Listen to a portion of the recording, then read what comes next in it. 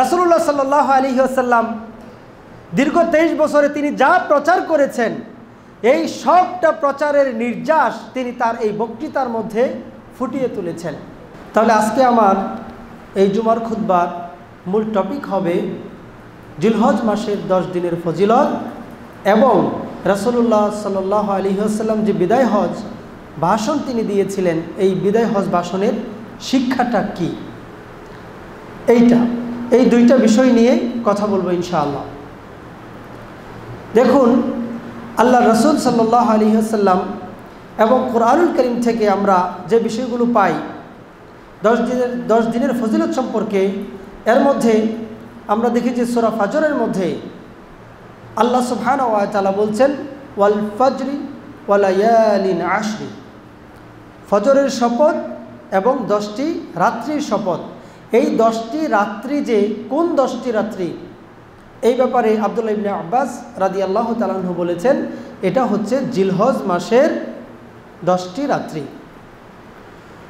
জিলহজ মাস আল্লাহ তাআলার কাছে এই 10টা দিন এতটা গুরুত্বপূর্ণ। প্রথম জিলহজ মাসের প্রথম যে 10টা দিন আল্লাহ সুবহানাহু ওয়া তাআলার কাছে এত বেশি গুরুত্বপূর্ণ, আল্লাহ রাসূল সাল্লাল্লাহু আলাইহি ওয়াসাল্লাম বলছেন যে যত দিন আছে, আল্লাহ যত দিনকে সৃষ্টি করেছেন, এই সব দিনগুলোর মধ্যে এই জিলহজ মাসের প্রথম 10টা দিন হচ্ছে আল্লাহ তাআলার কাছে সব থেকে বেশি গুরুত্বপূর্ণ, সব থেকে বেশি তাৎপর্যপূর্ণ। সুবহানাল্লাহ।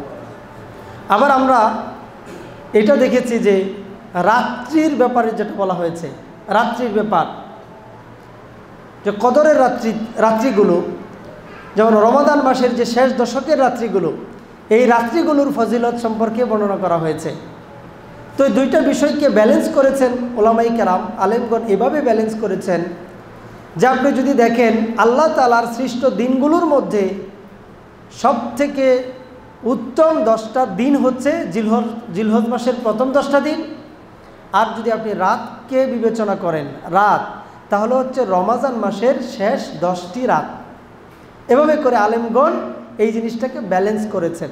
দিনের মধ্যে জিলহজ মাসের প্রথম 10 দিন, আর রাত্রি হিসাব করলে রমজান মাসের শেষ 10টি রাত্রি। এত গুরুত্বপূর্ণ। আল্লাহ রাসূল সাল্লাল্লাহু আলাইহি ওয়াসাল্লাম বলছেন, তিনি বর্ণনা করছেন সাহাবায়ে কেরামের সামনে, বিশুদ্ধ হাদিস, সহিহ হাদিস, যে এই 10 দিনের আমল আল্লাহ তাআলার কাছে সব থেকে বেশি প্রিয় নফল আমলগুলোর মধ্যে। তো সাহাবায়ে কেরাম জিজ্ঞেস করলেন যে ইয়া রাসূলুল্লাহ সাল্লাল্লাহু আলাইহি ওয়াসাল্লাম, এটা কি জিহাদের থেকে উত্তম? যে একজন ব্যক্তি জিহাদে গেল, জিহাদে গিয়ে সে জিহাদ করলো, এটার থেকেও কি এই 10 দিনের আমল উত্তম?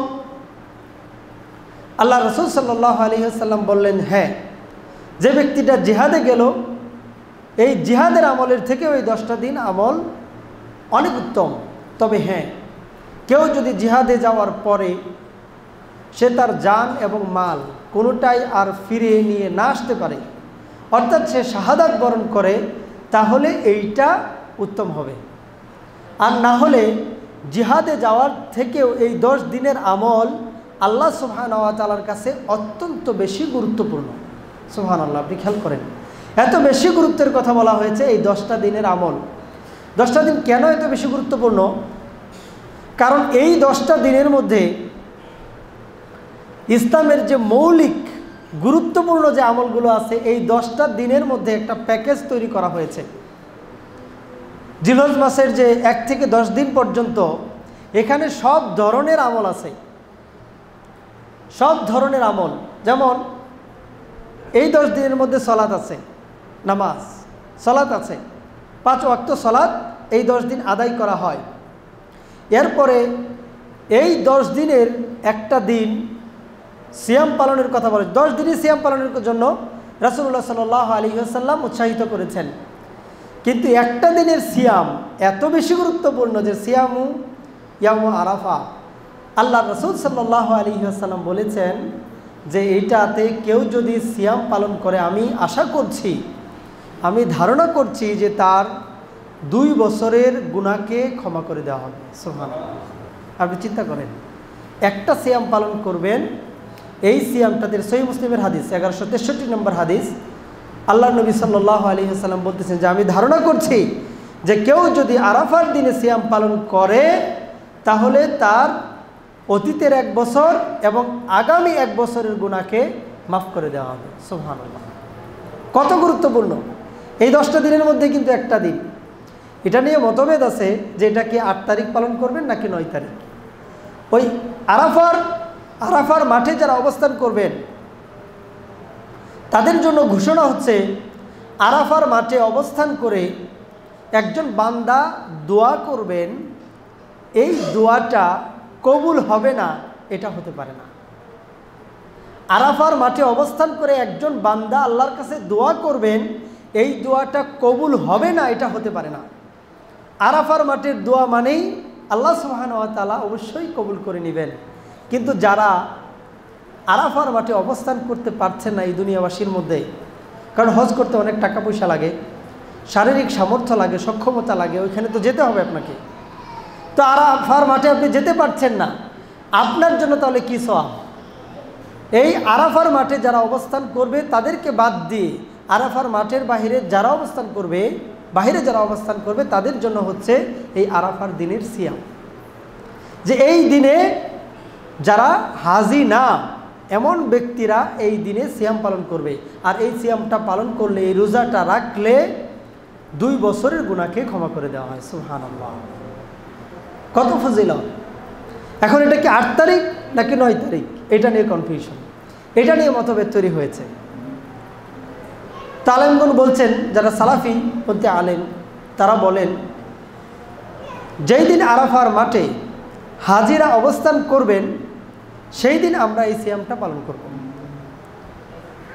আর কেউ কেউ বলছেন তারিখের সাথে মিল রেখে অন্যান্য বিদ্বান ব্যক্তিগণ যে জিলহজ মাসের 9 তারিখে রাখতে হবে, তারিখের সাথে মিল রেখে। এটার জন্য আবার মধ্যমপন্থী অনেক আলেম ওলামাগণ একটা সলিউশন দেন। এই সলিউশনটা অনেক চমৎকার। যেহেতু আল্লাহ সুবহানাহু ওয়া তাআলার কাছে এই 10টা দিনই অত্যন্ত গুরুত্বপূর্ণ, আপনি যদি 1 থেকে 9 তারিখ পর্যন্ত একটানা সিয়াম পালন করেন তাহলে তো এই দিনটা নিয়ে কোনো কনফিউশন থাকবে না, তাহলে এটা কোনো না কোনো দিনের মধ্যে তো পড়বে। অতএব আমাদের চেষ্টা করা উচিত এই 10টা দিন সিয়াম পালন করা, কারণ এটা আল্লাহ তাআলার কাছে সবথেকে গুরুত্বপূর্ণ দিন, সবথেকে বেশি গুরুত্বপূর্ণ দিন। আবু দাউদের হাদিসের মধ্যে এসেছে, আল্লাহ নবী সাল্লাল্লাহু আলাইহি ওয়াসাল্লাম আবু দাউদের হাদিসের মধ্যে বলছেন, আল্লাহ যত দিন সৃষ্টি করেছেন, আল্লাহ সুবহানাহু ওয়া তাআলা যত দিন সৃষ্টি করেছেন এর মধ্যে যেটা কুরবানির দিন এবং পরবর্তী আরও 3 দিন, কুরবানির দিন এবং পরবর্তী আরও 3 দিন, এই দিনগুলো হচ্ছে আল্লাহর সৃষ্ট দিনের মধ্যে সর্বোত্তম দিন। সুবহানাল্লাহ। তাহলে এই যে কুরবানির দিনটা আল্লাহ সুবহানাহু ওয়া তাআলার কাছে অত্যন্ত প্রিয়, এই দিনের আমলগুলো আল্লাহ সুবহানাহু ওয়া তাআলার কাছে অত্যন্ত প্রিয়। এই 10টা দিন কি কি আমল করবেন এটা নিয়েও হাদিসে ইঙ্গিত রয়েছে।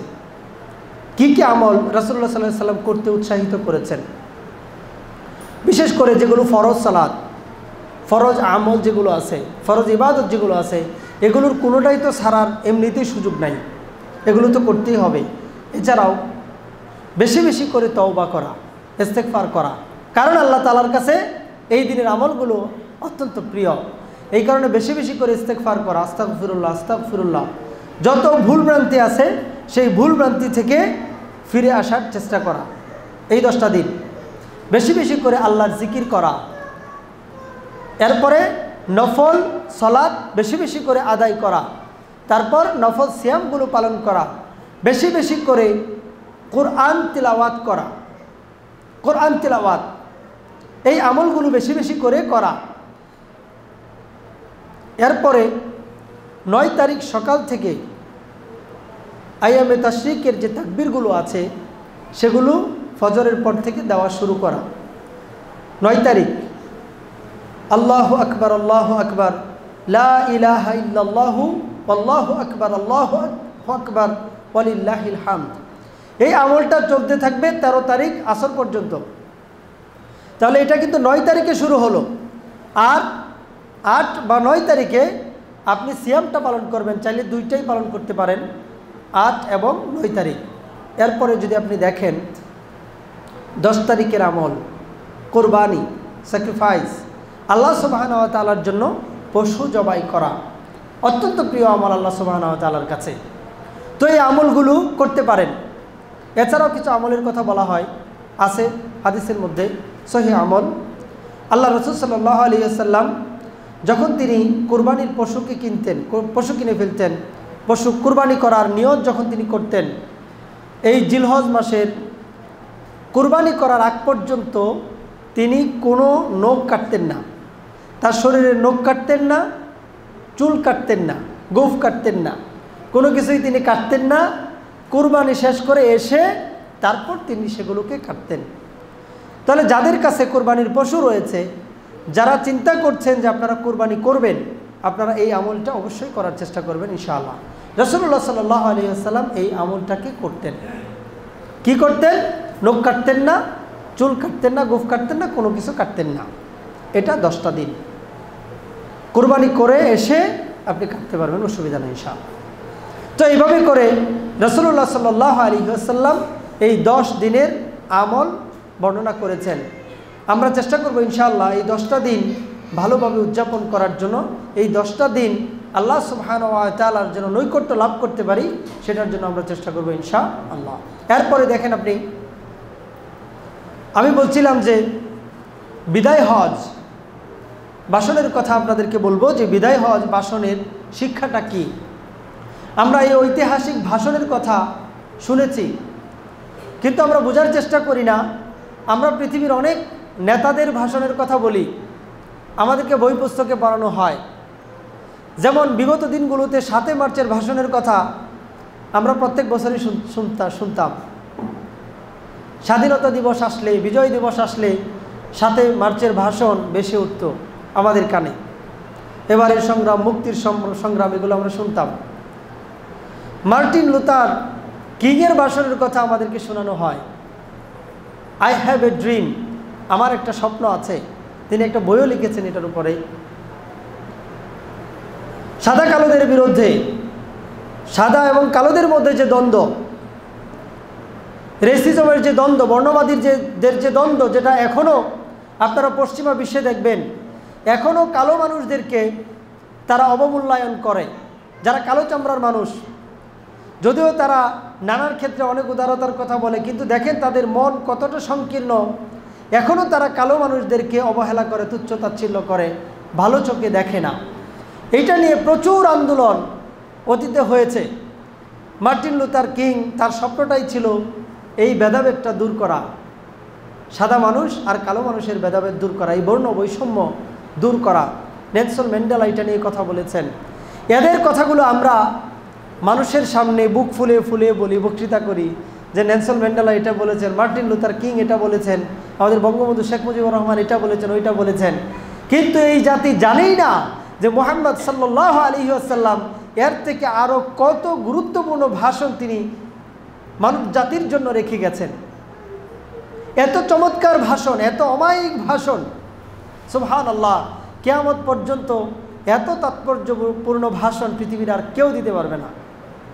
এত গুরুত্বপূর্ণ ভাষণ তিনি দিয়েছেন, বক্তৃতা তিনি করেছেন। কোন কোন বিষয়গুলো নিয়ে তিনি কথা বলেছেন? বললেন এটা কোন মাস? রাসূলুল্লাহ সাল্লাল্লাহু আলাইহি ওয়াসাল্লাম বক্তৃতা শুরু করলেন, এটা কোন মাস? বলছে এটা হচ্ছে জিলহজ মাস। তো জিলহজ মাস এটা কি হারাম মাস নয়? চিন্তা করেন, জিলহজ মাস কি হারাম মাস নয়? আল্লাহ সুবহানাহু ওয়া তাআলা যেই মাসগুলোকে হারাম করেছেন 4টা মাস, এর মধ্যে একটা মাস আছে জিলহজ মাস। এটা কি হারাম মাস নয়? এটা কোন নগরী? বলছে এটা হচ্ছে মক্কা নগরী। এটা কি হারাম নগরী নয়? মানে এখানে কি কোনো রক্তপাত করা যায়? কাবাগরের এখানে বলছে না, এখানে কোনো রক্তপাত করা যায় না। বলছে এই কাবাগর এটা তোমাদের জন্য যেমন হারাম, এই মাসটা তোমাদের জন্য যেমন হারাম, একজন মুসলিম ভাইয়ের রক্ত সম্পদ তোমাদের একজনের জন্য আরেকজনের উপরে হারাম করা হয়েছে। চিন্তা করেন, আপনি কোনো মুসলিম একজন মুসলিমকে হত্যা করবে, তার দিকে অস্ত্র তাক করবে, এটা রাসূলুল্লাহ সাল্লাল্লাহু আলাইহি ওয়াসাল্লাম চিরতরে হারাম করেছেন। এমনকি মজা করেও একজন মুসলমানকে ভয় দেখানো যাবে না, যে এই যে আমি তোমাকে কেটে ফেলবো তরবারি নিয়ে, একটু মজা করতেছেন আপনি, এটাকেও নবীজি হারাম করেছেন। মজাও করতে পারবেন না, আপনি ভয় দেখাইতে পারবেন না। হত্যা করা তো অনেক দূরের কথা। তো রাসূলুল্লাহ সাল্লাল্লাহু আলাইহি ওয়াসাল্লাম যে ভাষণ দিয়েছেন, এই ভাষণের এই পয়েন্টটার তাৎপর্য হচ্ছে কোনো মুসলমানকে কোনোদিন হত্যা করতে পারে না।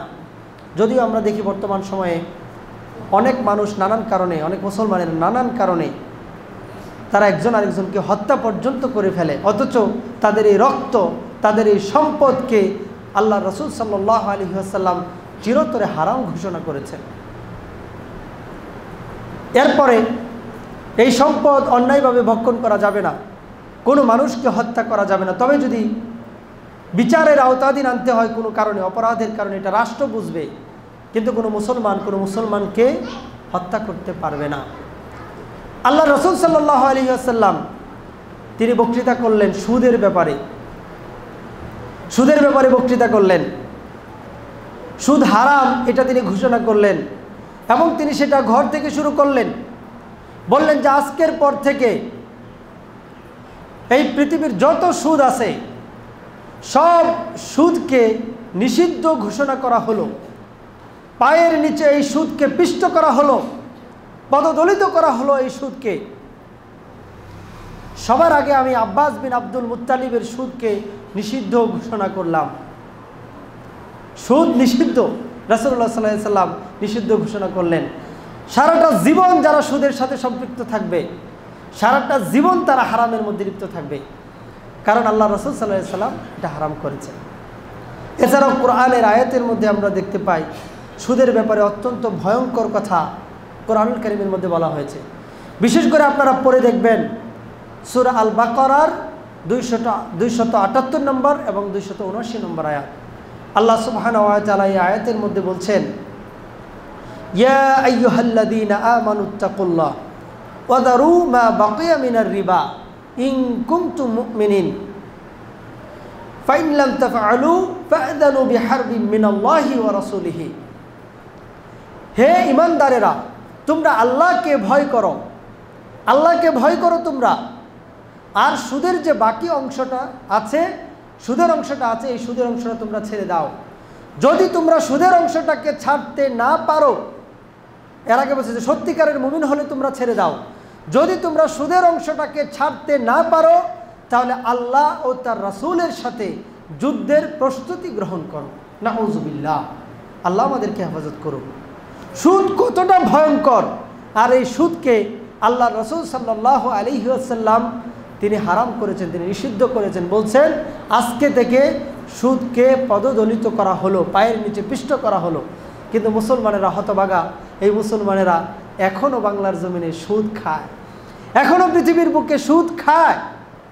তারা মুহাম্মদ সাল্লাল্লাহু আলাইহি ওয়াসাল্লামের এই কথাটাকে তারা মূল্যায়ন করে নাই, যারা সুদের সাথে জড়িত রয়েছে।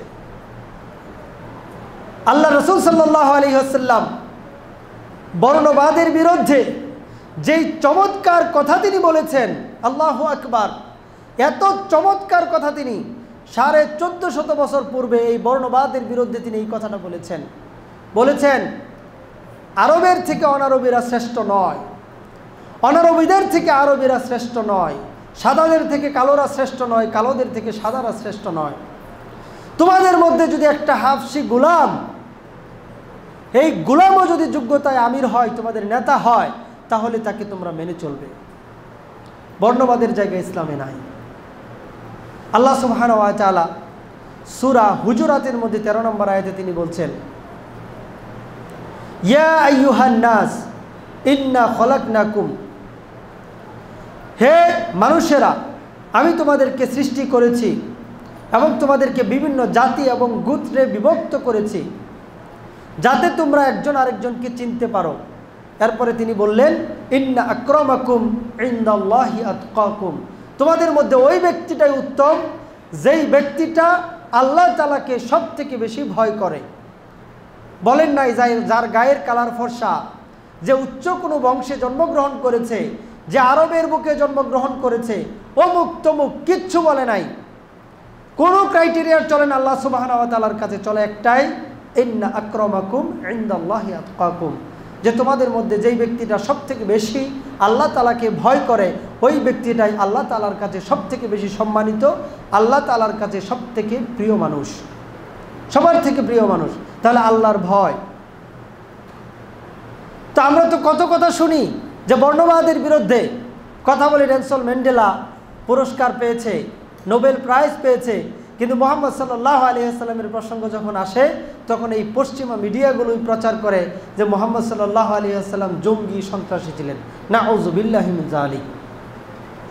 তারা বুঝতে পারে না মুহাম্মদ সাল্লাল্লাহু আলাইহি ওয়াসাল্লামের মর্যাদা কত বেশি, তিনি যে বক্তৃতা করেছেন, সুবহানাল্লাহ। বর্ণবাদের বিরুদ্ধে তিনি কথা বলেছেন। রাসূলুল্লাহ সাল্লাল্লাহু আলাইহি ওয়াসাল্লাম নারীদের অধিকার নিয়ে তিনি কথা বলেছেন। নারীদের অধিকার তিনি বলছেন, এই যে নারীরা, এরাও তোমাদের মতোই মানুষ, নারীরা তোমাদের মতোই মানুষ, এরা তোমরা যা খাবে তাদেরকেও তাই খেতে দিবে, তোমরা যা পড়বে তাদেরকেও তাই পড়তে দিবে। আপনি চিন্তা করেন, একই কথা কৃতদাসদের ব্যাপারেও তিনি বলেছেন যে তোমরা যা খাবে তাদেরকে তাই খেতে দিবে এবং অতিরিক্ত বোঝা তাদের উপর চাপিয়ে দিবে না। যদিও কোনো অতিরিক্ত বোঝা, অতিরিক্ত কাজের চাপ তাদেরকে দাও, তাহলে তোমরা তাদেরকে সহযোগিতা করবে। তো নারীদের ব্যাপারটা যদি আপনি দেখেন, নারীদের অধিকার রাসূলুল্লাহ সাল্লাল্লাহু আলাইহি ওয়াসাল্লাম 1450 বছর পূর্বে তিনি নিশ্চিত করেছেন। তিনি সেটা প্র্যাকটিস করে দেখিয়ে গিয়েছেন নারীদের মর্যাদা কত বেশি। অথচ আপনি যদি দেখেন এখন নারীরা আন্দোলন করে নানান আউল ফাউল আলতু ফালতু সব বিষয়গুলোর সামনে এনে তারা শুধু শুধু নানান ধরনের কি যে তারা আন্দোলনের মধ্যে বলে, আল্লাহু আকবার। তারা নিজেদের সম্মান নিজেরা নষ্ট করে, তারা নিজেরাও যা হতে চায় না, কিছু নারীকে তারা এই পর্যায়ে নিয়ে যেতে চায়। অথচ রাসূলুল্লাহ সাল্লাল্লাহু আলাইহি ওয়াসাল্লাম নারীদেরকে যে মর্যাদা দিয়েছেন, যে একেবারে পুরুষ নিজের জন্য যে অধিকার খাটাবে, একজন নারীও সেই অধিকার পাবে, কোনো সন্দেহ নাই। এটা খাবারে হতে পারে, এটা পোশাকে হতে পারে, এটা অবস্থানে হতে পারে, যে কোনো জায়গায় নারীদেরকে মর্যাদা দেওয়ার কথা আল্লাহ রাসূল সাল্লাল্লাহু আলাইহি ওয়াসাল্লাম বলেছেন 1450 বছর পূর্বে। কৃতদাস, এই গোলামদের, যারা গোলাম কৃতদাস, তাদের সম্পর্কে যেটা বলা হয়েছে যে গোলামরা, কৃতদাসেরা, তাদেরকে তোমরা, তারা হচ্ছে তোমাদের ভাই। কোন সমাজ, পৃথিবীর কোন সমাজ এই কৃতদাসদেরকে, তাদের কাজের লোকদেরকে ভাই হিসেবে স্বীকৃতি দিয়েছে?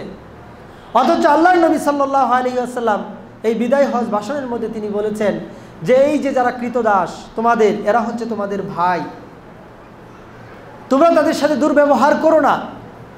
পৃথিবীর কোনো কাজের লোকের এত মর্যাদা আর কোনো জাতি, কোনো সভ্যতা তাদেরকে এইভাবে দেয় নাই যতটা আল্লাহ রাসূল সাল্লাল্লাহু আলাইহি ওয়াসাল্লাম দিয়েছেন।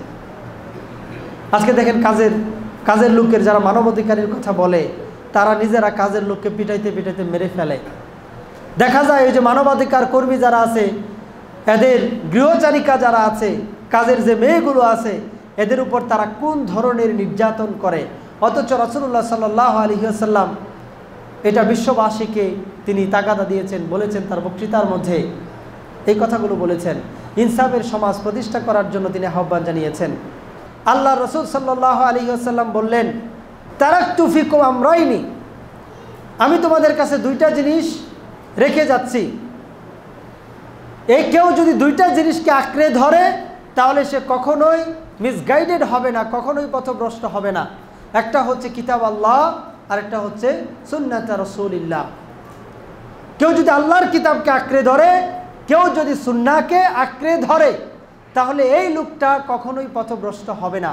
তাহলে কোরআন এবং সুন্নাহর আলোকে কোরআন এবং হাদিসের আলোকে আমাদের জীবনকে পরিচালিত করতে হবে। অন্য কোনো মতাদর্শ, অন্য কোনো মতবাদ, অন্য কারো বক্তব্য, অন্য কোনো কথা, এগুলো যদি কোরআন এবং সুন্নাহর সাথে না মিলে তাহলে সেগুলোকে মানা যাবে না, সেগুলোকে পালন করা যাবে না। বরং কোরআন এবং সুন্নাহর মধ্যেই আমাদের হেদায়েতকে খুঁজতে হবে, কোরআন এবং হাদিসের মধ্যেই আমাদের হেদায়েতকে খুঁজতে হবে।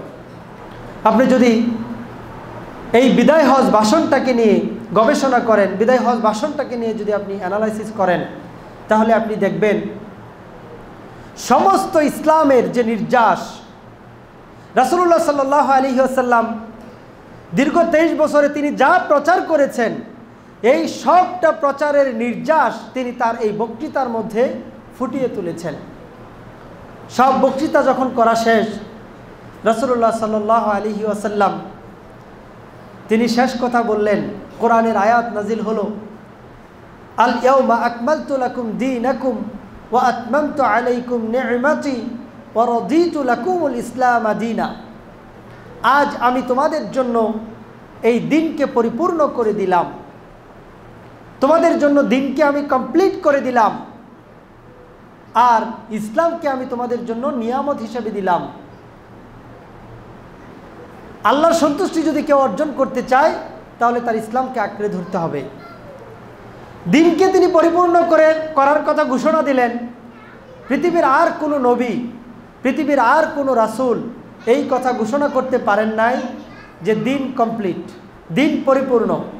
বরং রাসূলুল্লাহ সাল্লাল্লাহু আলাইহি ওয়াসাল্লামের মাধ্যমেই আল্লাহ সুবহানাহু ওয়া তাআলা দিনকে পরিপূর্ণ করে দিলেন, দিনকে কমপ্লিট করে দিলেন। আর এই কমপ্লিটের ঘোষণা তিনি দেওয়ার পরে যখন আল্লাহ তাআলা কোরআন নাজিল করে দিনকে কমপ্লিটের ঘোষণা দিয়ে দিলেন, এরপরে দিনের মধ্যে আর কোনো সংযোজন, আর কোনো বিয়োজনও হতে পারে না। কেউ যদি দিনের অতিরিক্ত কোনো কিছু করে তাহলে এটা হবে বিদআত, কেউ যদি কমতি কোনো কিছু করে এটা হবে ঘাটতি, এটা হবে অপূর্ণতা। আবার রাসূলুল্লাহ সাল্লাল্লাহু আলাইহি ওয়াসাল্লাম কিসের মাধ্যমে দিনকে পরিপূর্ণ করলেন, এই বিষয়টা আপনাকে দেখতে হবে। ইসলাম যে একটা কমপ্লিট কোড অফ লাইফ, এটা রাসূলুল্লাহ সাল্লাল্লাহু আলাইহি ওয়াসাল্লামের জীবনী থেকে আগাগোড়া পুরাটাই নিতে হবে। দাওয়াতি কাজ থেকে শুরু করে রাষ্ট্রীয় দায়িত্ব পালন পর্যন্ত এই পুরা যে প্যাকেজটা রয়েছে, পুরা যে জীবন ব্যবস্থাটা রয়েছে, এটার নাম হচ্ছে কমপ্লিট কোড অফ লাইফ, এটার নাম হচ্ছে ইসলাম। আর এটাকে পূর্ণতার ঘোষণা দিয়েছেন। এরপরে রাসূলুল্লাহ সাল্লাল্লাহু আলাইহি ওয়াসাল্লাম তিনি বলছেন, হে আমার মানুষেরা, এখানে যারা উপস্থিত হয়েছো, তোমরা বলো যে আমি কি তোমাদের কাছে এই দিনকে পৌঁছে দিতে পেরেছি? সবাই বলল যে হ্যাঁ, এই দিনকে আপনি পৌঁছে দিতে পেরেছেন। এরপরে বলেন যে আল্লাহ তুমি সাক্ষ্য থাকো যে এখানে যারা উপস্থিত হয়েছে সবাই বলছে যে আমি দিনকে পরিপূর্ণ করেছি, আমি দিনকে মানুষের কাছে পৌঁছে দিতে পেরেছি। এরপর রাসূলুল্লাহ সাল্লাল্লাহু আলাইহি ওয়াসাল্লাম আমাদেরকে একটা দায়িত্ব দিলেন। আমাদেরকে একটা দায়িত্ব দেওয়ার মাধ্যমে তিনি তার বক্তৃতাকে শেষ করলেন। কি দায়িত্ব দিলেন? আল্লাহ রাসূল সাল্লাল্লাহু আলাইহি ওয়াসাল্লাম বললেন, বাল্লিগু আন্নী ওয়ালাউ আয়াতান, যদি তোমাদের একটা আয়াতও জানা থাকে তাহলে সেই আয়াতটাই তুমি অন্যের কাছে পৌঁছে দাও। ওয়াহাদ্দিসু আন বনি ইসরাঈল ওয়ালা হারাজ, বনি ইসরাঈলদের কাহিনী বলো, এতে কোনো সমস্যা নাই, এতে কোনো দোষ নাই। যদি প্রাসঙ্গিক কোনো বিষয় আসে তাহলে বনি ইসরাঈলদের কাহিনী বর্ণনা করতেও কোনো দোষ নাই। হাদিসের মধ্যে রাসূলুল্লাহ সাল্লাল্লাহু আলাইহি ওয়াসাল্লাম অনেক ঘটনা বর্ণনা করেছেন যেগুলো বনি ইসরাঈলদের থেকে এসেছে। এগুলো বর্ণনা করা কোনো দোষের কিছু না। মান কাযাবা আলাইয়া মুতাআম্মিদান ফালইতাবাওয়া মাকআদাহু মিনান নার, কিন্তু যেই ব্যক্তিটা ইচ্ছা করে আমার নামে একটা মিথ্যা কথা বলবে, সেই ব্যক্তিটা নিজের জায়গা নিজে জাহান্নামে বানিয়ে নেবে। তার মানে অতিরিক্ত কিছু করা যাবে না, অতিরিক্ত কিছু বলা যাবে না। আবার দাওয়াতি কাজও আমাদেরকে করতে হবে, আমরা যা জানি তা মানুষের কাছে পৌঁছে দিতে হবে। এই গুরুবার দায়িত্ব আল্লাহ রাসূল সাল্লাল্লাহু আলাইহি ওয়াসাল্লাম আমাদের উপর দিয়েছেন। এই কথাটা শোনার পরে অনেক সাহাবীরা যারা উপস্থিত ছিলেন সেখানে, যার বাহনের মাথাটা যেদিকে ছিল, কেউ ঘোড়ার উপরে ছিলেন মাথাটা একদিকে, ওই দিকেই ছুটেছেন। কেউ উটের পিছনে ছিলেন, উট যেদিকে ছিল মুখ করে আছে এই দিকেই ছুটেছেন। গাধার উপরে যারা ছিলেন এই গাধার উপরে উঠে ছুটেছেন। রাসূলুল্লাহ সাল্লাল্লাহু আলাইহি ওয়াসাল্লামের সাহাবীরা এই বিষয়টার উপর আমল করার জন্য তারা ওইখান থেকে একবারে ছুটে চলেছেন অনেক দূর পর্যন্ত। আমরা দেখেছি যে একেবারে চায়না পর্যন্ত, চীন দেশ পর্যন্ত তারা সাহাবায়ে কেরাম দাওয়াতি কাজ করার জন্য তারা এসে গেছেন। কত দূর আপনি দেখেন, কত সাগর পাড়ি দিয়ে, সমুদ্রগুলোকে পাড়ি দিয়ে, সাগর মহাসাগর পাড়ি দিয়ে তারা দাওয়াতি কাজের জন্য এদিকে এসেছেন, গুরুত্বের সাথে বিষয়গুলোকে নিয়েছেন। আমরা যদি এই বিদায় হজ ভাষণের শিক্ষাটা নিতে পারি, আমরা যদি এই বিদায় হজ ভাষণের শিক্ষাটা নিতে পারি, তাহলে আমরা উপকৃত হতে পারব। আর যদি এই বিদায় হজ ভাষণের শিক্ষা আমরা নিতে না পারি, তাহলে ইসলামের যে নির্যাস যে পয়েন্টটা, এই পয়েন্টটা আমরা বুঝতে পারবো না। আল্লাহ সুবহানাহু ওয়া তাআলা আমাদেরকে বিদায় হজ ভাষণ থেকে উপকৃত হওয়ার তৌফিক দান করুন। আল্লাহুম্মা আমিন।